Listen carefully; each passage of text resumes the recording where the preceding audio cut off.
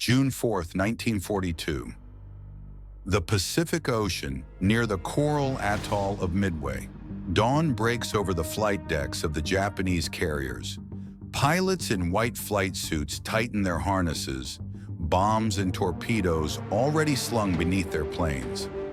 Four mighty carriers, Akagi, Kaga, Soryu, Hiryu, advance with absolute confidence. On deck, officers smile faintly, believing that by the end of the day, the last remnants of the U.S. Navy will be nothing but burning wreckage.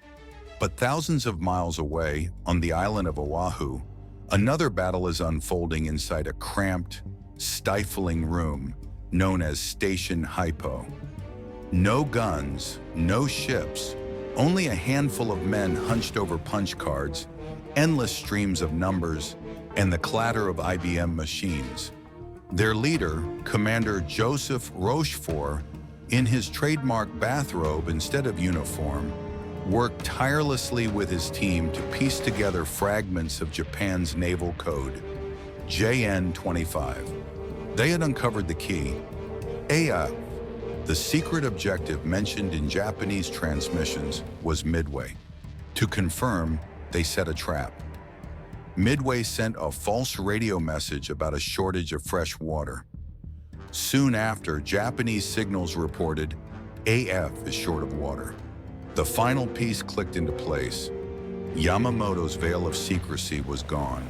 At the very moment Japan believed it was luring the Americans into a trap, it was the Imperial Navy itself walking straight into one, woven not from steel and fire, but from intellect, patience, and intercepted whispers.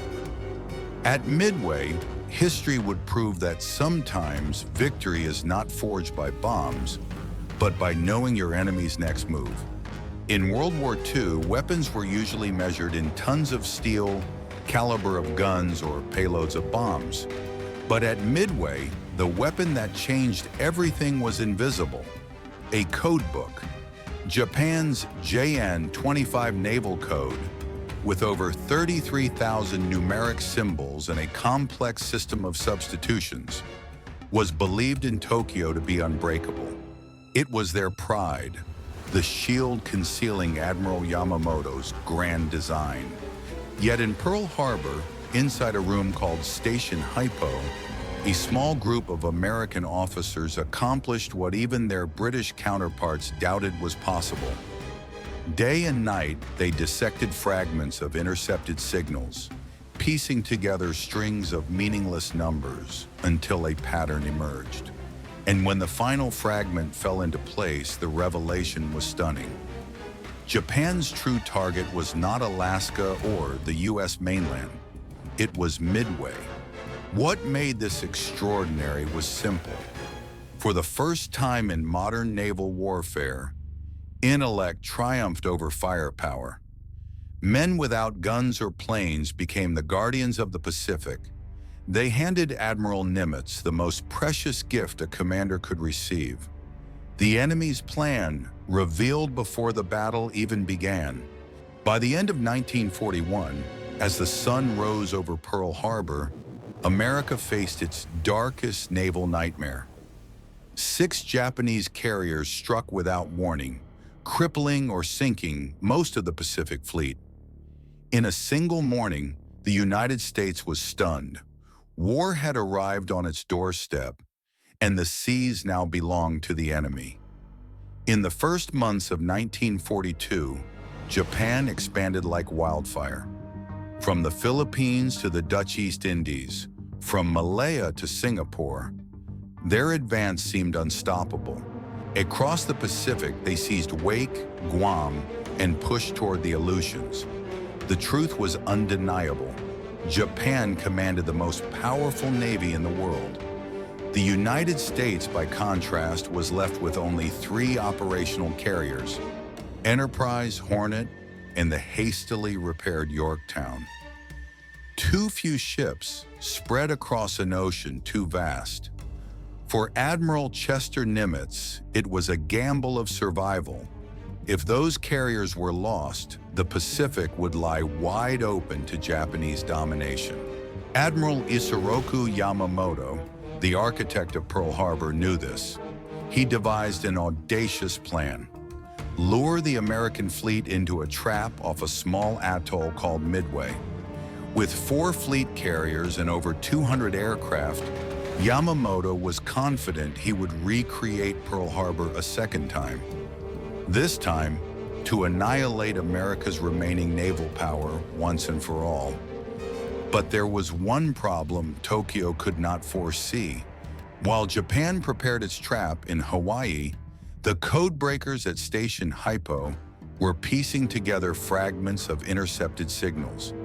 And it was they, not Yamamoto, who would see the real game unfolding. Japan's JN-25 naval code was a monster made of numbers. It was built on a code book of 33,333 number groups, each representing a word, phrase, or military concept. Once a message was encoded with the code book, the Japanese added a layer of random additives so that even if the signal was intercepted, the result would appear meaningless. Tokyo believed this system was unbreakable. One Japanese officer once remarked, "Even if the enemy intercepts our signals, it would take them hundreds of years to read them." In fact, before December 1941, even the British at Bletchley Park, famed for cracking Enigma, considered JN-25 nearly impossible to break. But at Station HYPO, Rochefort and his team defied the odds.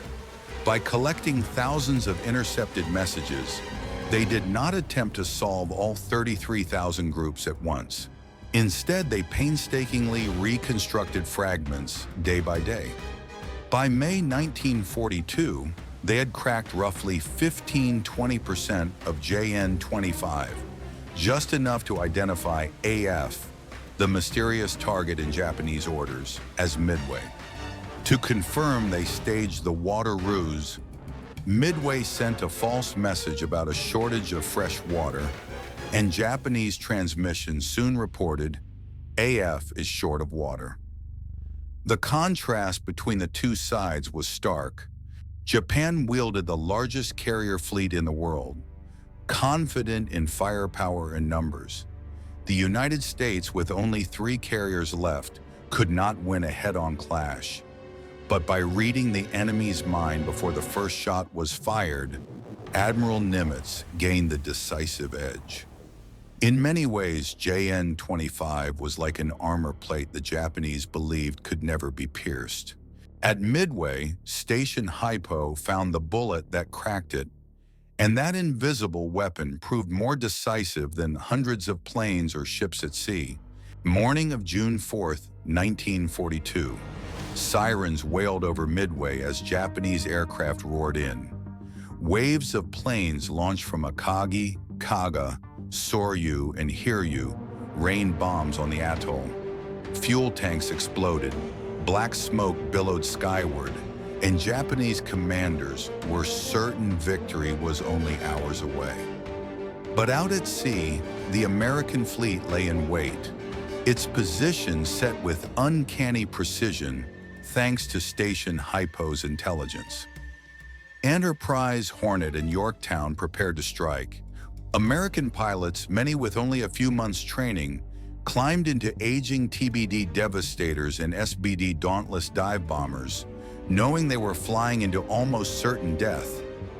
The first waves of Devastators were slaughtered by Japanese Zeros. Dozens of U.S. pilots perished in the ocean, with barely a hit scored. Yet their sacrifice dragged the enemy fighters down to low altitude, leaving the skies above exposed. At 10:20 a.m., entered the moment history would remember as 5 fateful minutes unfolded. From high above, the dauntless squadrons dove straight at the Japanese carriers, just as Admiral Nagumo's decks were crowded with planes refueling and bombs being armed for the next strike. Within minutes, Akagi, Kaka, and Soryu were engulfed in firestorms, massive infernos that turned carriers into floating pyres. By afternoon, Hiryu struck back, crippling Yorktown.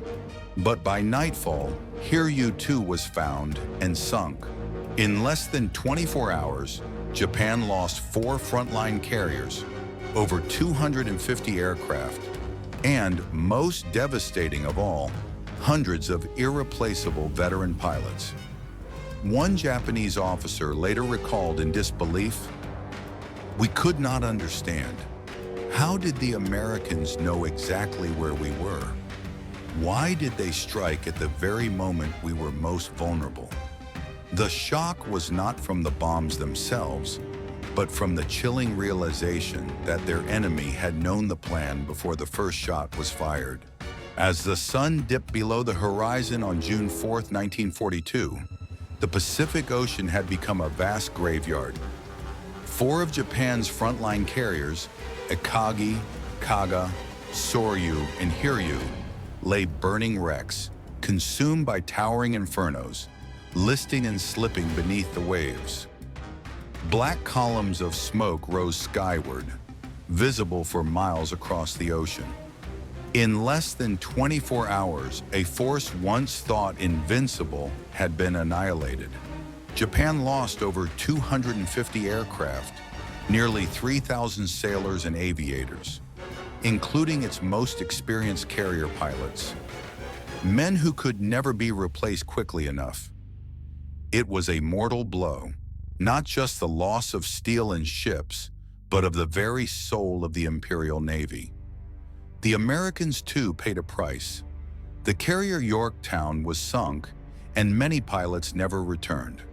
But that loss paled in comparison to the scale of Japan's defeat. For the first time since the war began, the United States had not merely survived, but triumphed in a decisive naval battle. For Tokyo, it was an incomprehensible shock. Yamamoto's plan, guarded at the highest level of secrecy, had somehow been known in advance. In one after-action account, a Japanese officer bitterly admitted, "We did not lose to their firepower. We lost because they knew our every move before we made it." Midway was the turning point, the moment when a confident empire was shattered and a seemingly outmatched enemy seized the initiative. From that day onward, the balance of the Pacific would never be the same. The Battle of Midway was not merely a victory, it was the turning point that defined the entire Pacific War. Before June 1942, Japan expanded unchecked from Pearl Harbor to Singapore, from the Philippines to the Dutch East Indies. But after June 4th, 1942, the initiative slipped from Tokyo's grasp forever. The loss of 4 fleet carriers, over 250 aircraft, and hundreds of veteran aviators was irreplaceable. Shokaku and Zuikaku survived the battle, but without their seasoned pilots, they were little more than empty hulls. Meanwhile, the United States unleashed its industrial might, launching Essex-class carriers, fielding F-6F Hellcats, and producing thousands of pilots through streamlined training programs. From Midway onward, the tide no longer favored Japan. More importantly, Midway proved that modern war is decided not only by bombs and guns, but by intelligence. A handful of codebreakers at Station HYPO, men without weapons, without cockpits, reshaped an entire theater of war. As historian John Keegan remarked, Midway was a victory of numbers read at the right time. The timeless lesson: no matter how powerful a fleet, no matter how secret a plan, if your enemy can read your intentions, everything can unravel in minutes. Midway reminds us that in war, intellect and patience can be stronger than steel and gunpowder. This was Midway, the battle where an invincible naval empire collapsed in just a few hours, not because of bigger guns, but because of numbers read at the right time. A reminder that in war, intellect and patience can alter history as profoundly as bombs and bullets. But Midway is only one piece of the puzzle. World War II is filled with forgotten stories, secret weapons, strategic gambles, and quiet figures who turn the tide in moments that few remember. If you want to keep uncovering these untold truths, where technology, intellect, and courage together reshape the fate of the world, stay with us. This is Oblivion Archive.